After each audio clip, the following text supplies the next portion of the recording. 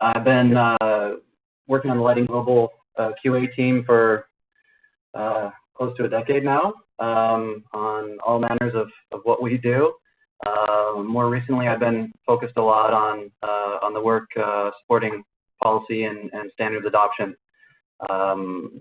specifically supporting a lot of the work that you all are doing.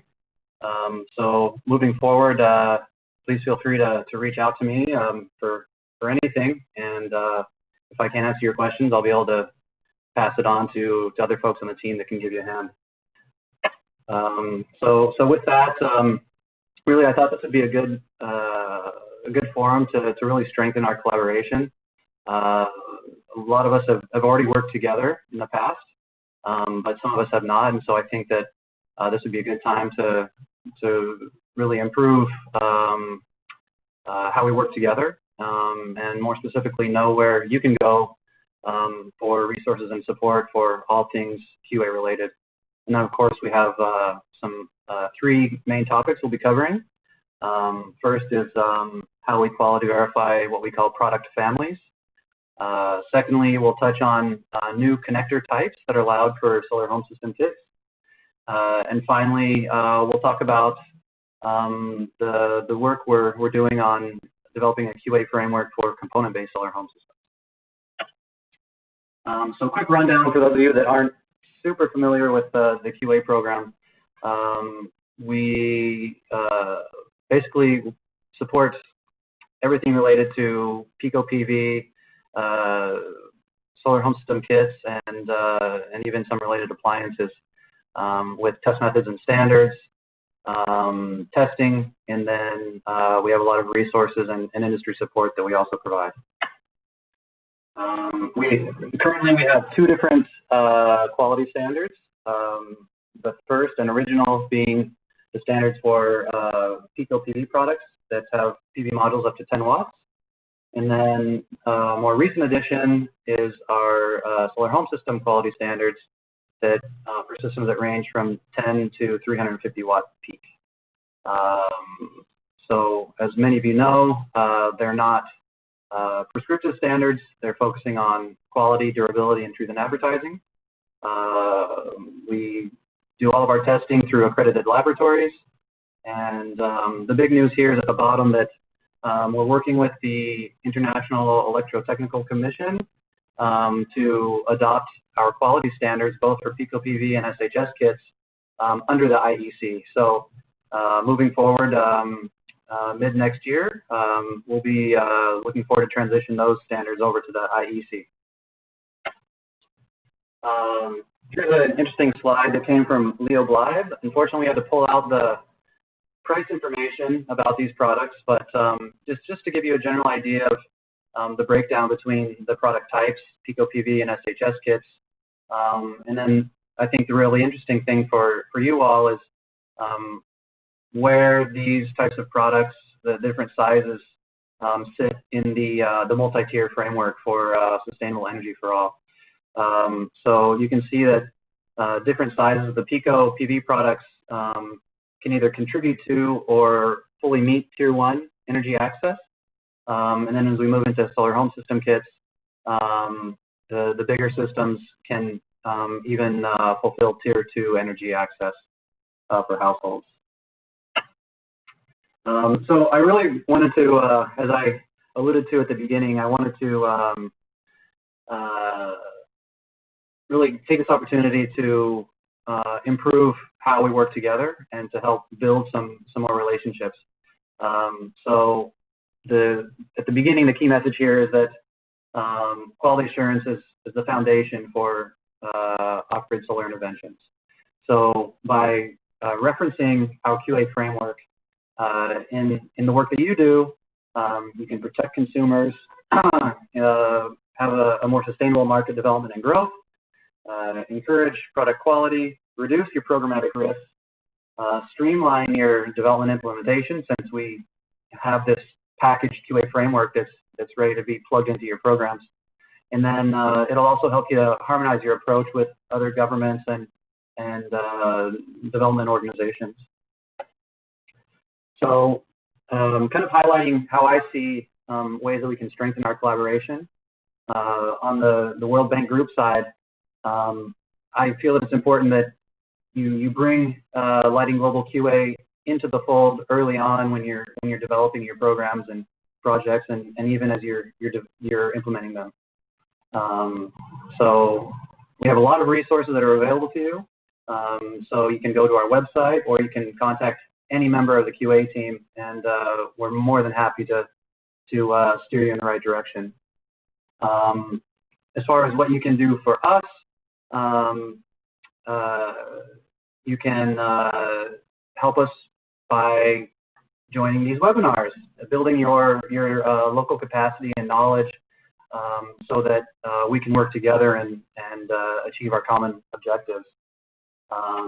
You guys can also do a great job, which you've done in the past, keeping us up to speed on what's happening in different countries where you're working. So what's happening in markets? Are there anecdotal evidence of particular products having issues? Certain products have large market shares that you think we should address. Policy changes, things that are moving. We're always keen to know more about what's going on there. On our side, we have a huge wealth of technical experts and content available to you. We can, as we have been doing over the quite some time, we can support the work that you're doing on national and regional levels with regards to standards development implementation.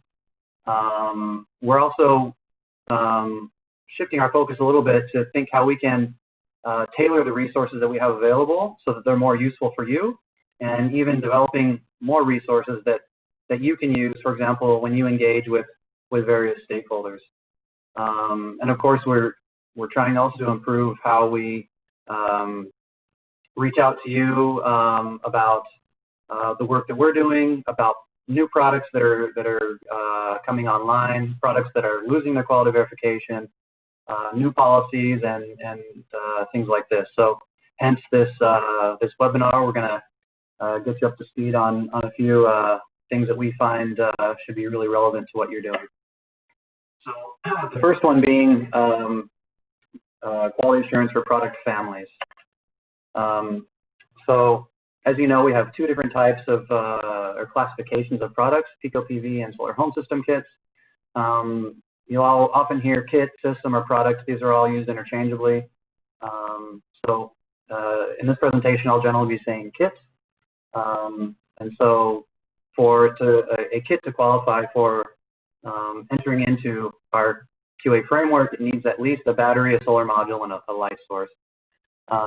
So each kit that's tested at one of our accredited third-party test centers receives their test report, a cover letter, and then a posting on the Lighting Global website. So effectively being on our database of quality verified products, where anyone can go to our website and get a specification sheet and a verification letter that shows that the product does in fact meet the quality standards.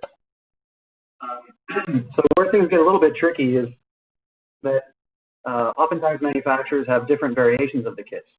And so we have a couple different policies to address this, with the idea being that we should facilitate this type of business model and encourage companies to quality verify as many of these variations as they can. So the first way that we do this is similar product testing. So for example, we have 3 kits that might have different batteries, different light points, but all based on the same type of platform. A company can quality verify these different kits by working with my team. We develop a custom test plan so that we don't do redundant testing. So for example, if the products share the same light point or it's the same charge controller, we won't test that multiple times. So we'll just do testing of the different kits so that we don't have duplicate testing. And so that allows companies to quality verify multiple kits, yet save a bit of time and money. However, if they have a large range, or what we're calling a family of products, this can be really costly. So here we're talking about product families. And what I mean here is that it's sets of interchangeable components that can be sold on kind of a mix and match basis. So what it does is this type of approach allows customers to tailor their kits so that it meets their needs, especially with regards to the cost. So again, we work with manufacturers to develop a custom test plan according to our product family's policy. And so similar to an individual product test, a product family gets, when it's tested, it gets their test report. It gets at least 2 cover letters. It gets at least two listings on the Lighting Global website. A product that's fully tested gets a spec sheet, and then a full family of product gets a specs book that I can explain here shortly. And so really the way we deal with it is that at least one full kit needs to be fully tested according to our quality test method. And then for at least half of each component subgroup, those need to be tested. So for example, if they have 5 PV modules, we need to test at least 3 of those modules. If there's 6 batteries, we need to test at least 3 of those batteries. And then as part of that, the smallest and largest of each subgroup need to be tested. So here's the example. We have one full kit that's being tested. We have a whole range of batteries, light points, PV modules, appliances. And so what we can do is there could be literally hundreds of different configurations using these different components. But using our policy, we're able to reduce the amount of testing that's required. So in this case, we test kit 1 completely, and then we test just 3 of the batteries, 2 of the light points, 2 PV modules, the TVs and the fan, and the entire product family can be quality verified. So the benefits of this is that, again, for the consumers, it's really advantageous. And then for the manufacturers, testing is much faster and less expensive. So from this example, if we were to test all 5, let's say 5 systems, it would be approximately $42,000 for testing them. When we're using our family policy, it's about half that. So what does this mean for you all? In the case of Pakistan, for example, there was concern that it would be for local suppliers, it would be too expensive for them to quality verify different variations of their kits. And so our colleagues at the IFC based there in Pakistan understood how this worked. They engaged with the commercial sector there and explained to them how they can basically take advantage of our family of products policy and quality verify this whole range of products. And so now there's this pathway for those manufacturers to get quality verified products, and therefore be eligible for some interventions that they're doing in Pakistan. Moving on to a more recent change is our non-plug-and-play connectors, which is a huge change to our quality standards. So just to give you a quick rundown of where we've been, back in 2010, we rolled out the first version of our quality standards.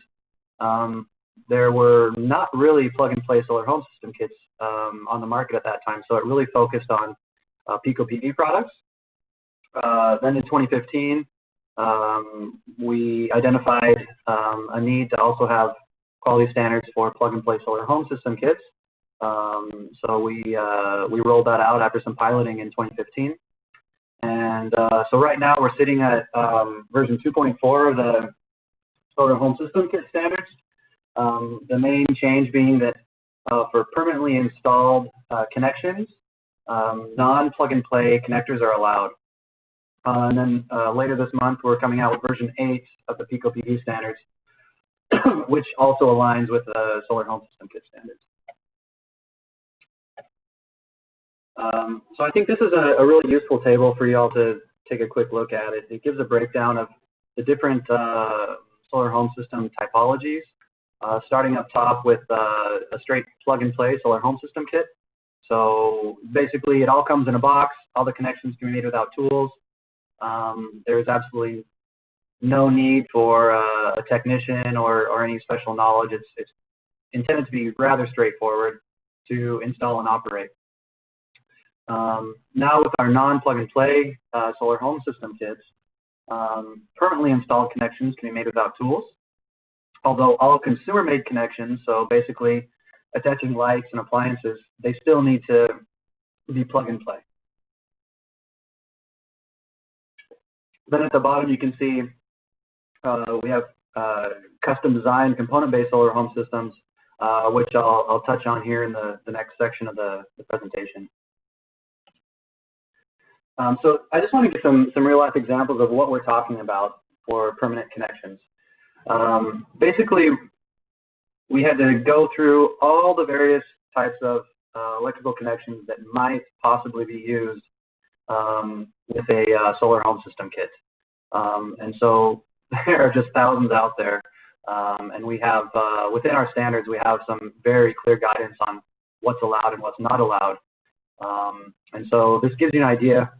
On the acceptable side, certain screw terminals are allowed, the idea being that it should be easy to do and it should make a secure connection that doesn't cause a risk to the installer or the user. And so you can have some different ideas there. On the right side, we have unacceptable connections like alligator clips. So yes, it's easy to do, but it's not a that reliable of a connection. It can easily come undone and possibly cause a short or just poor system performance. There are also some in-the-field connections that aren't allowed. So if soldering is required to install the system, or if these wire nuts or any sort of crimping in the field needs to be done, that would require a specialized tool, that lies outside of what's acceptable now under our solar home system kit standards. And then here on the bottom, you can see wrapping wire on the screw terminals. You can easily imagine that a wire could go touch across one of the other connections and cause a short and be rather dangerous. So why is this important to you?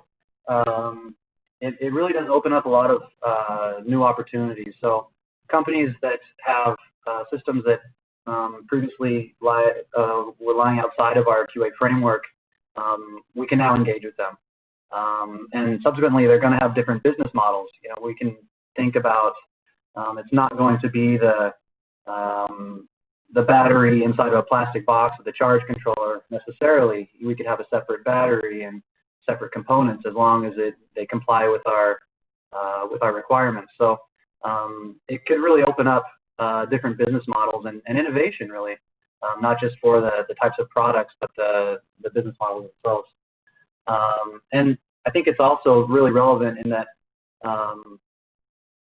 you know, we have a more expansive range of product types that fall under our QA framework. So it means that our QA framework is more applicable.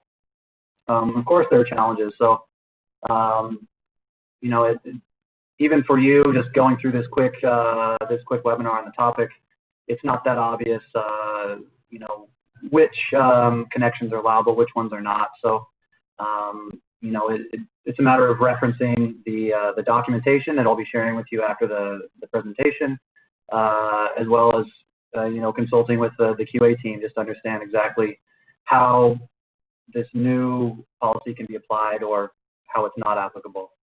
I think it'll also be a challenge to engage with different types of suppliers and manufacturers who aren't familiar with our QA framework and who may be a little bit more, let's say, traditionally minded in terms of how component-based systems are designed and installed, and maybe a little bit more difficult to bring on board as opposed to the companies that we've been working with over the years.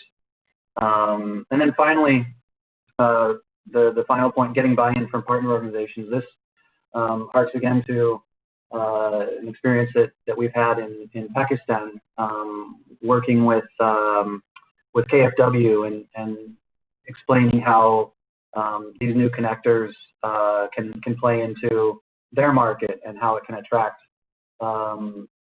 non-plug-and-play suppliers, let's say, into their program. They were really concerned that if we only allowed plug-and-play systems, then we would be a huge piece of the market for the program they're rolling out in Pakistan. So it really took a lot of back and forth, a lot of calls to really get them to understand exactly how our QA program works, what it means to allow these new connectors, what it doesn't mean, and then finally, helping them implement our QA framework into their program. So our final topic is, I think, going to be of particular interest to many of you. We've had a lot of interest from governments and folks in the World Bank Group to develop a similar framework for custom designed component-based solar home systems. So I just want to give you a quick rundown of what we're talking about, what we're working with, and what the timeline is. So again, going back to this slide that I shared with you previously, on the bottom, we're talking about custom designed component-based solar home systems. So it's basically, there are no restrictions in terms of the connection. So a designer or a company could choose any types of connections they want. Generally, these systems are custom designed for a particular client. There are pre-configured component-based solar home system kits, but generally speaking, we're talking about there's direct engagement between the client and the system designer or the company, and they do a bespoke, custom-made system for them. And so generally on the far right and the bottom, these aren't systems that the typical consumer is going to be installing by him or herself. And so it's really important that we address this aspect when it comes to the QA, that you need to have a qualified technician, and you need to make sure that the system has been solved properly. So the big question, why do we need yet another QA framework? First thing, without a QA framework for these component-based solar home systems, there's no guidance or requirements for how things should be done. So it's really, in a lot of places, it's still kind of wild, wild west scenario where there's absolutely no regulation, no guidelines, and so we're hoping to address that. Custom design component-based systems don't fit into our QA framework. So I'll touch on why that is here shortly. As many of you know, governments, they need standards and compliance programs to build upon for their rural electrification programs. Same for the World Bank Group.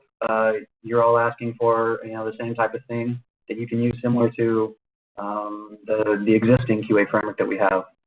And then finally, if we can develop an internationally recognized QA framework for component-based systems, then that's really going to improve harmonization among programs, among countries and regions, which is going to make a more sustainable market for this sector and encourage growth. So some key elements. Just want to give you an idea of what's already in place and what we're missing. First thing you should notice is the green box is a lot smaller than the red box, telling us that there's not that much in place already. So there are already internationally accepted component test methods and standards, primarily under the IEC.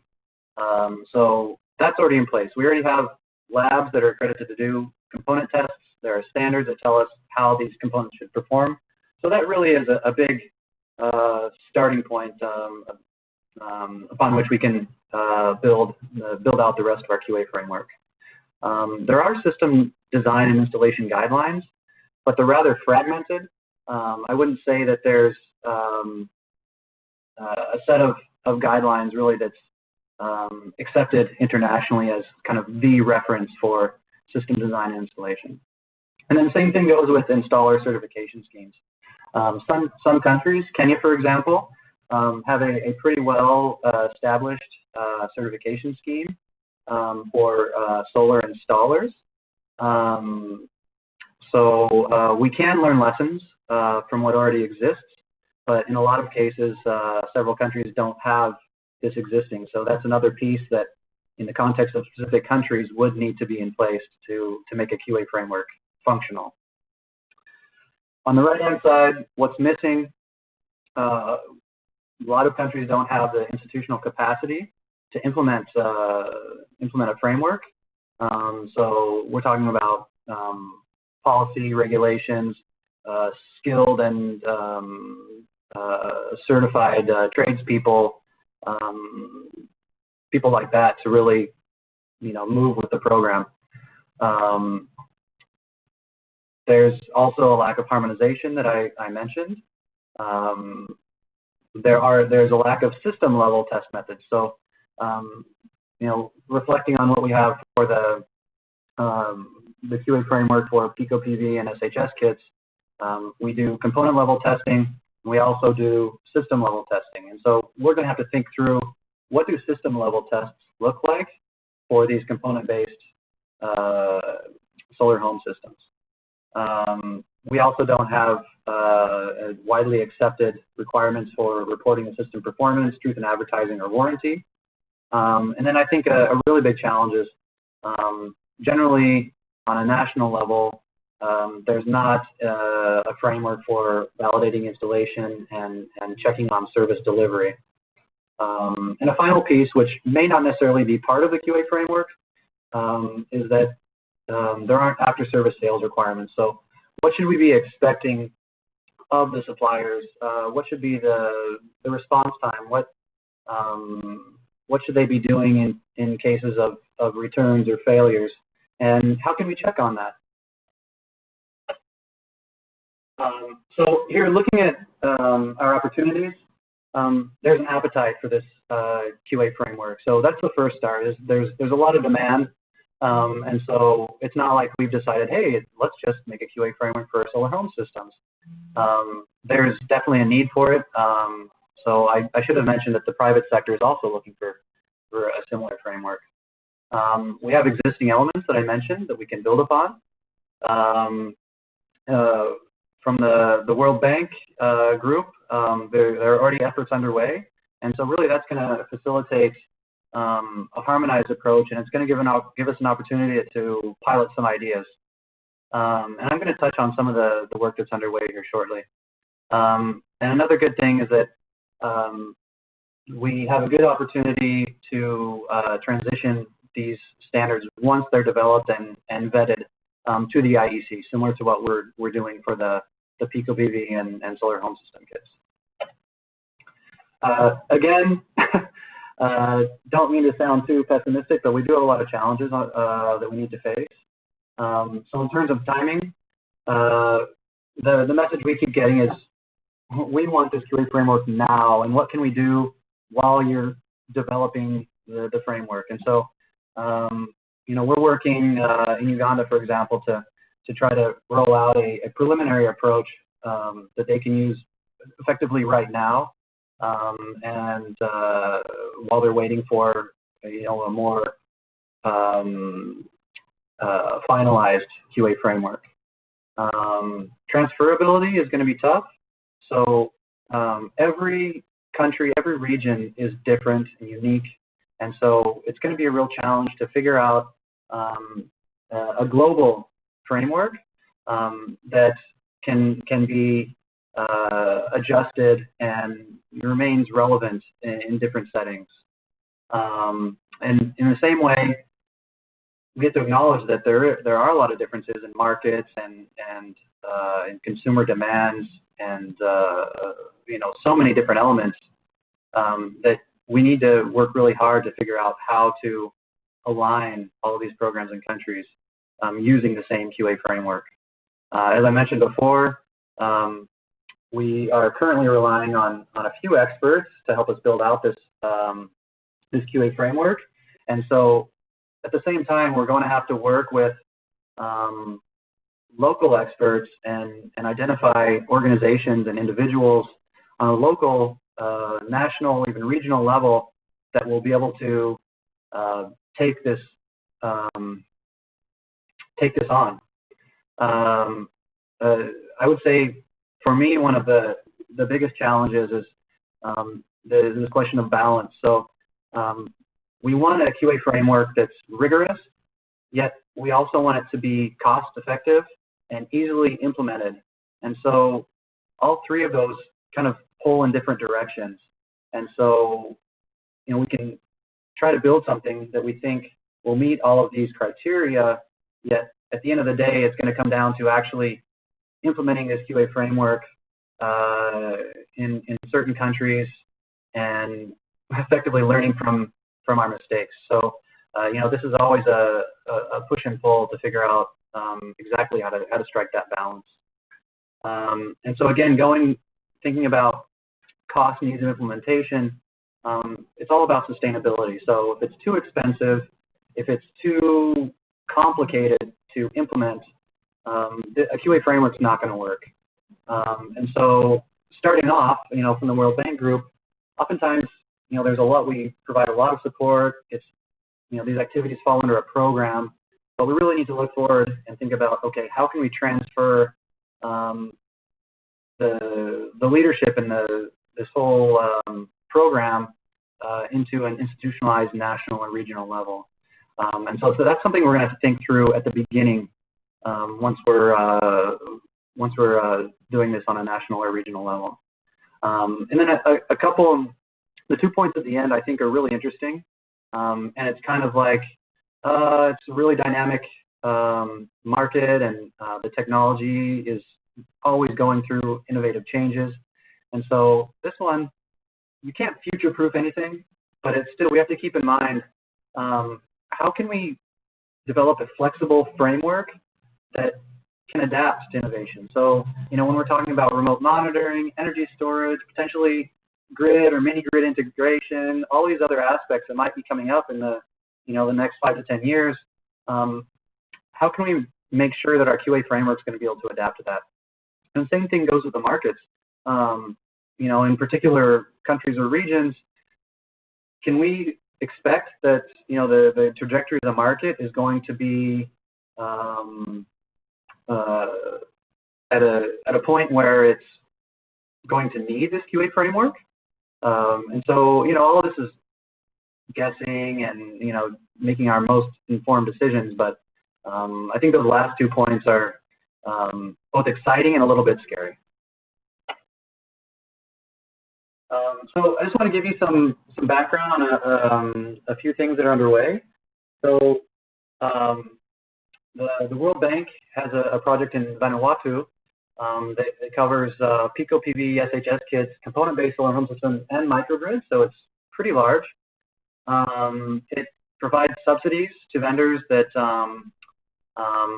have compliant products that are registered in their product catalog. And so we're actually taking a lot of lessons from this playbook. We think that the approach that's been used in this project is really valid, and it's already underway. So we're hoping to also learn lessons from what's worked and what hasn't worked there.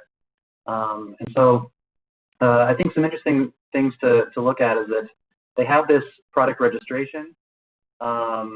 They have same things that we're talking about, where there are component requirements and their system level requirements. It's all based on international test methods. There's also the requirement that the vendors have certified system designers, solar installers, and electrical technicians.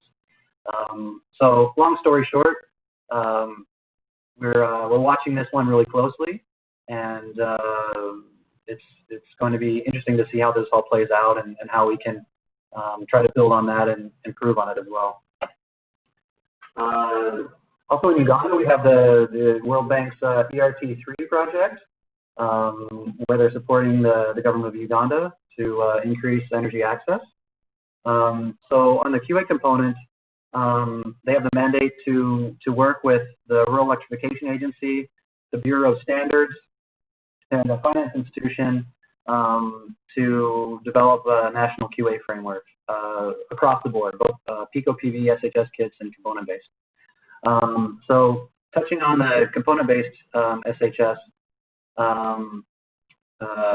the companies with eligible, so products that meet the quality standards, will be able to access a credit facility. Again, building on the approach used in Vanuatu. And like I mentioned here, we're starting out with an interim QA framework just for this credit facility, and then we'll be transitioning into a longer-term QA framework once we learn some lessons and we have some time to really think through all the nuts and bolts of how this should work. So on a timeline, so this I vetted this with Fede, who many of you know from the bank who's running this. Hopefully I'm not overstating how quickly this is going to move. So they're hiring a consultant to lead the QA framework development now. Early to mid 2019, they'll have this preliminary fieldwork and inception report ready to go. Basically making sure they're doing their homework to get a good QA framework in place. And then late 2019, they'll be able to implement the interim QA framework. The final one I want to mention is ROJEP, another World Bank project. It's a really big one, as many of you may know, covering 19 West and Central African countries. So some work that we're doing, many of us on the QA team, to support this is solar installations at public facilities. And so while this is a slightly different, more focused application of larger systems for health clinics, schools, public offices, and water pumps, it is feeding into this whole idea of building a QA framework and service delivery validation framework for component-based systems. They'll be piloting installations in a couple countries, and the idea is that once we move through this whole process, it'll be transferable. So you can see the timeline is a little bit slower than what the others that I mentioned. In early 2019, we'll have our draft QA framework. Later next year, we'll have installation of the pilot systems. And then finally, sometime in 2020, we're looking to have the QA framework that the bank can use for across this whole ROJEP project, and then we should be able to reference that more broadly. So with that, let's move into the question and discussion portion. So I think I'll have Riley, if you can unmute folks, and then we'll allow everyone to mute yourselves. The conference has been unmuted. There we go. Okay, so I'm going to scroll through some questions, but please feel free to chime in and post some questions, or just to raise any topics for discussion. So please, floor is yours. Hello, Chris. Yes. This is Aster. Thank you. Hello, Aster.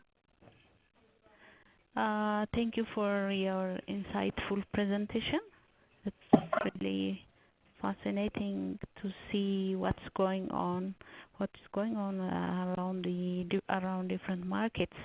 And I'm also surprised with some of the information that you shared us, especially the bank subsidy programs ongoing in different markets, including Uganda and Nigeria. So what are we planning, to shape such kind of not only the subsidy but also working on the quality and standard?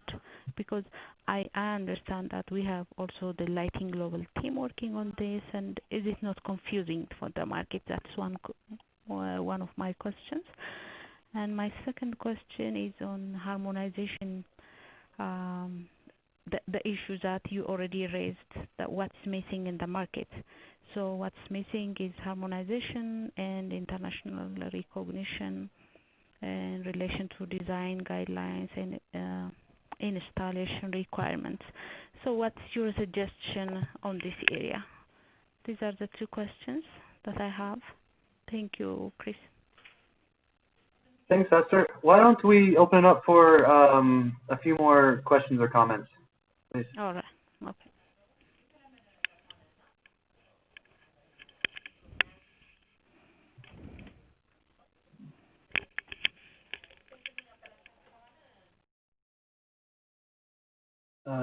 Anything from the participants?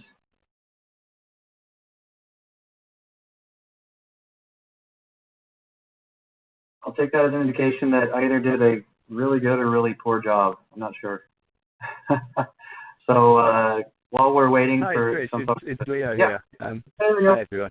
Hey, yeah, no, you did a really good job, and maybe there is so much information, and so because I'm familiar with a lot of it, I think I just wanted to maybe to jump in with a point that might not be, I don't feel like you have to answer it now, it might be better offline, but one of the things that I'm starting to wonder is for this new step of the new connectors quality framework, I'd be very interested to know if you've got a list now of which companies and which products fall under that, because that's one of the questions for me. It's still rather conceptual, and also then the next step would be like how far do you feel that that's gone to capture those companies that work in the component-based space? So, for example, is this really helping us, make headway into that component-based space, or really it's another niche of kind of specialized companies who have these connectors? If you get what I'm saying, we've got a big niche of plug-and-play kits. We've been working with that for years. Then we know there's the component base, and I understand that connectors is moving towards that. Just wanted to get a sense of you, or have you had any applications yet, and how worthwhile do you think that, how much of a market segment that covers, especially now we're moving towards component-based? Is it maybe just an intermediary step that we could, interested on your views? Good ones, Leo. Thanks for that. Anyone else before I respond to Esther and Leo's questions?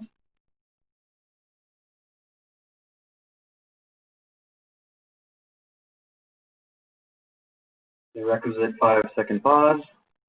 Okay. So Esther, you're right. Like I mentioned, there's not a kind of internationally accepted way to deal with custom designed component-based solar home system kits.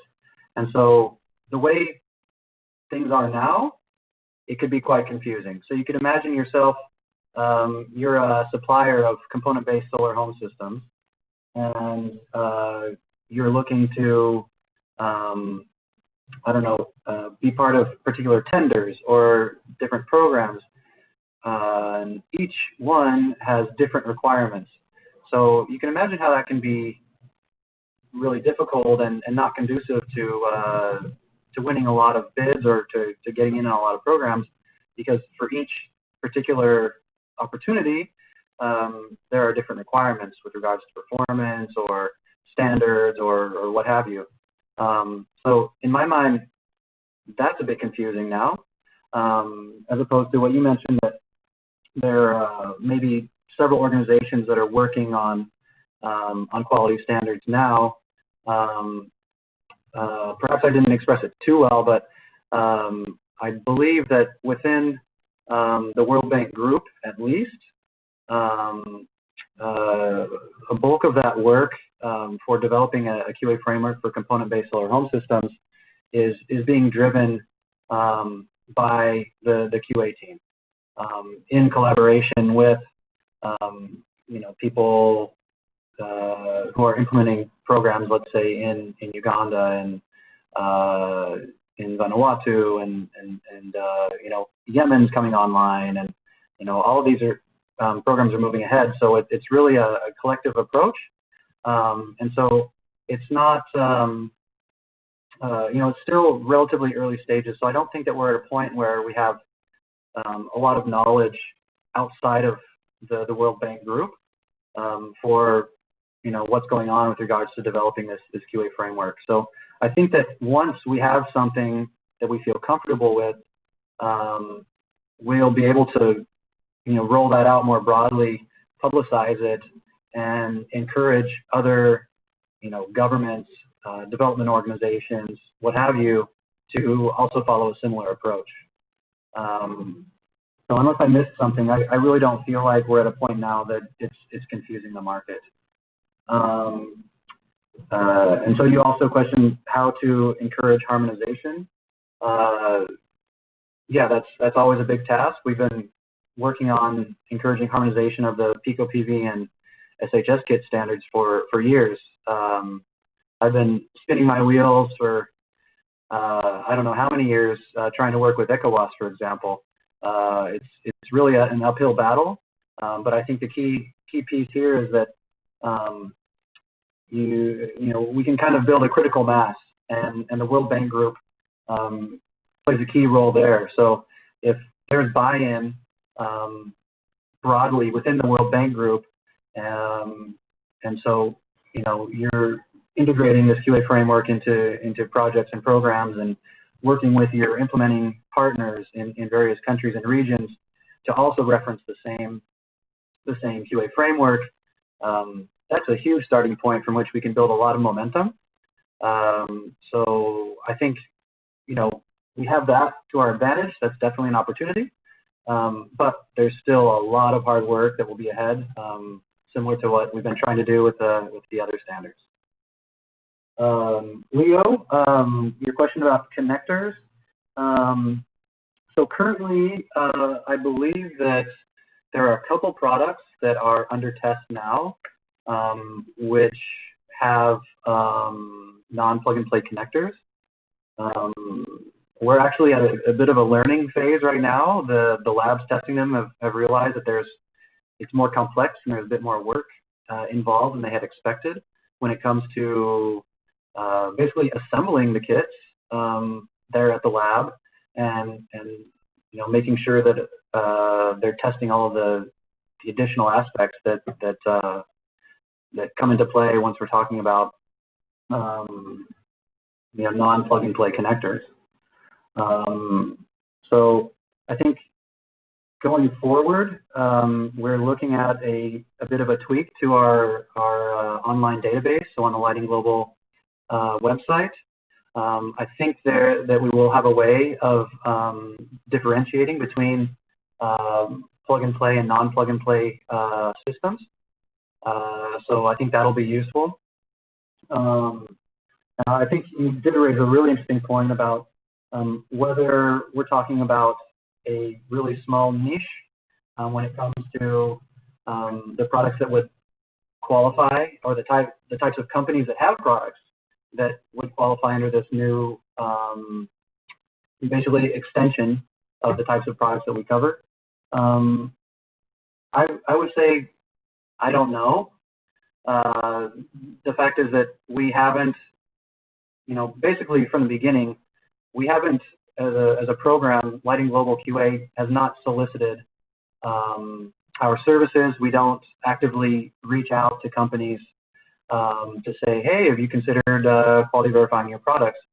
So in the absence of, proactively going and looking for companies, we don't really know that much how many companies fit into this model.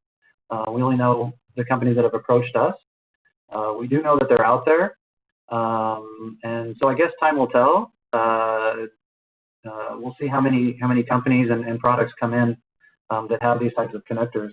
But I suspect that you might be right, that this could be just a preliminary step, an intermediary step, between our previous plug-and-play only standards, and then our QA framework for component-based solar home systems.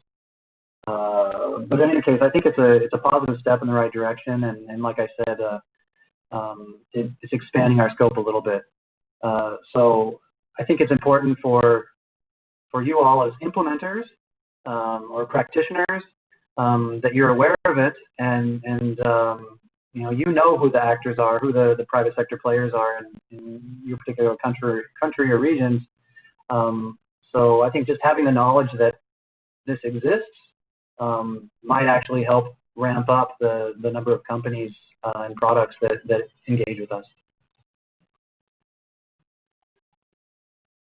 Opening it back up to other questions or comments.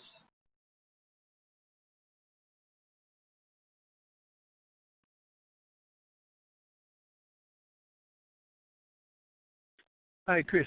Leo again. Just to say, so just wanted to also just flag up the issue of appliances, and I'm not sure if we can give a quick little update on where we're at with that. I'd just like to say that I think we've got a very good genesis of collaboration. We've been working in Pakistan with the World Bank, IFC, and the QA team to look at how we can bring in some way to bring in fans that have already been recognized by the Global Leap program. And of course, there are already some TVs bundled in, but maybe that's an area, maybe just to clarify that we're not clear where we're going, or, that we maybe you could just give a little update, not that we've got anything major to deliver on that, but just to let people know that it's on the horizon, and, maybe that's something we'll get to. Right. Thanks for that, Leo. And just to be clear about how our current QA framework addresses appliances, we have a rather light touch approach. So we look at safety, functionality, interoperability, so making sure that the appliances work with the systems with which they're paired, and some basic durability testing. But beyond that, there's a lot of work. You're right, Leo. That could be done. It's on our radar. But for now, we don't have a line on a QA framework for specific appliances that goes beyond the light touch work that we're doing in our current framework. Hey, Chris, this is Aster again. Can I ask just one question? Just to make sure, going forward, the regional or global approach to harmonize the lighting global quality framework than the program-based support. If you can say a bit more about it, about this process. Sorry, Esther, just to be clear, you're looking to know a little bit more about how we would go about. So once we develop a QA framework for component-based solar home systems, what the general process is for national harmonization? Mm-hmm. Okay, because in your presentation I have seen that going forward, it's the direction is to lead or to process at regional or global level, so that the countries' qualities will be harmonized with lighting global quality framework. So the leadership and the system will be geared from regional or global level than country or program level approach.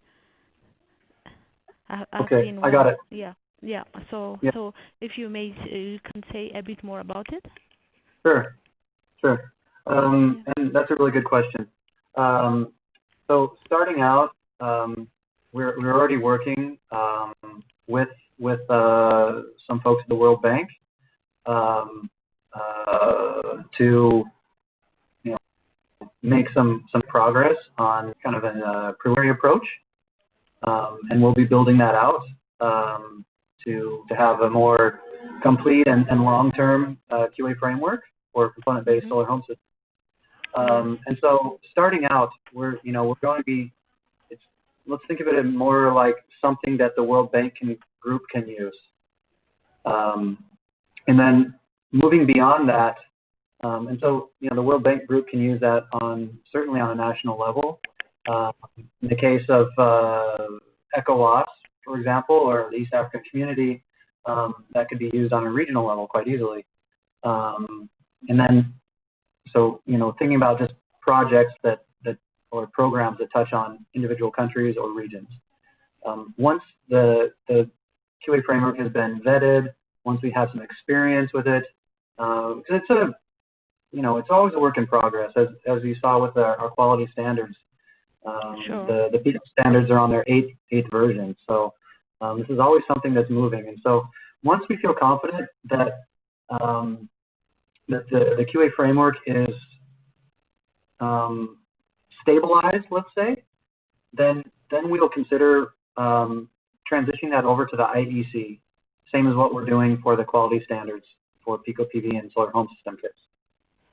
And so once we move there, then it's really easy to mainstream those standards into a wide array of applications. So we're talking about a national level, so individual countries working on their own, regions that want to set regional standards, programs, whatever it may be.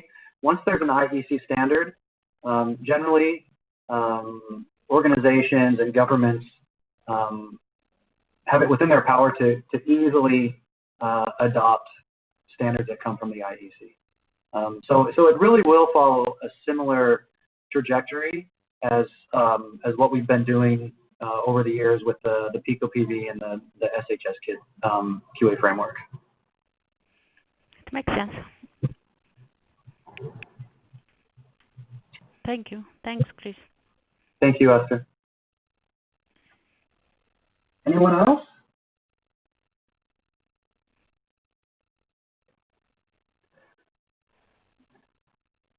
Okay, well, with that, I want to thank you all for taking the time to join the webinar.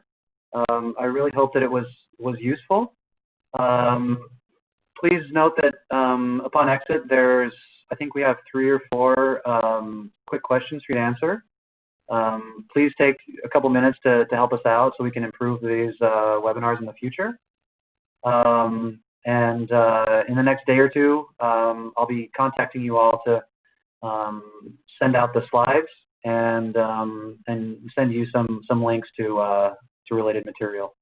And so, as I tried to emphasize at the beginning of the call, I hope this for some of us is a first step for building a closer engagement, and for others that we already have that relationship. Thank you, and I look forward to continue working with you all. So thanks everyone, and have a great day. Thank you. Bye.